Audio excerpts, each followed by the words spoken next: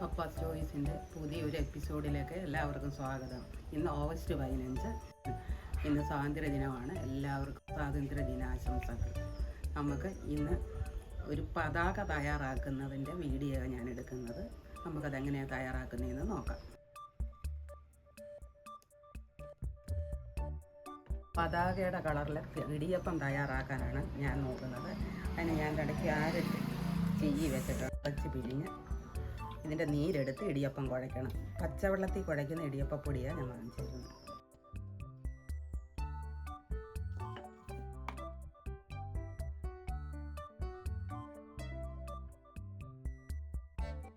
പച്ച കളറിന് വേണ്ടിയിട്ട് ഞാൻ പാലക്കിൻ്റെ ഇല എടുത്തേക്കുന്നത്. ഇതിൻ്റെയും കൂടെ നീരെടുക്കണം. ക്യാരറ്റിൻ്റെ നീരെടുത്ത് വെച്ചിട്ടുണ്ട്.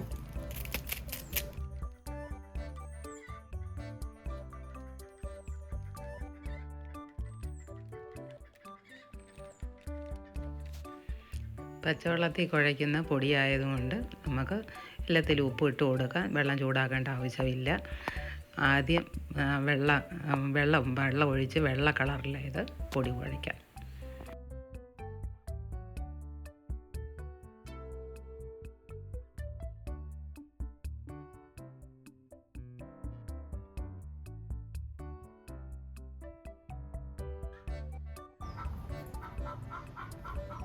ക്യാരറ്റ് നീരൊഴിച്ച് ഇത് കുഴക്കും.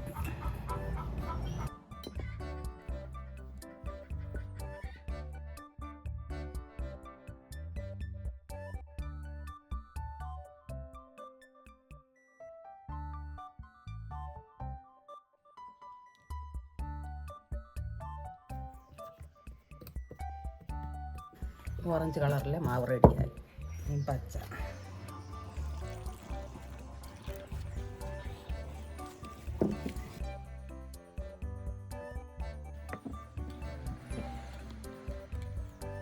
പതാകയുടെ 3 കളറുമായിട്ടുണ്ട്. നമുക്കിത് സേവനാഴി പിഴിഞ്ഞെടുക്കാം.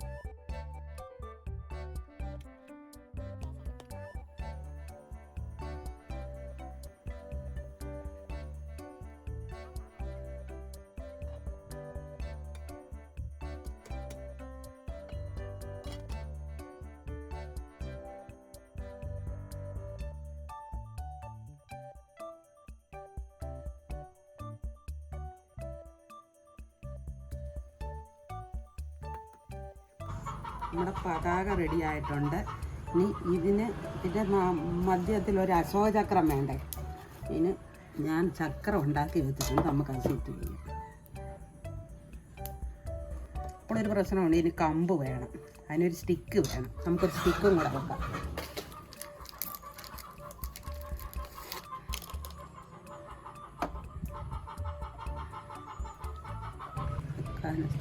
നീക്കട്ടെ. സ്വാതന്ത്ര്യദിനത്തിൽ നമ്മുടെ പതാക എങ്ങനെ റെഡി ആയിട്ടുണ്ട്. ഇടിയപ്പമാണ്.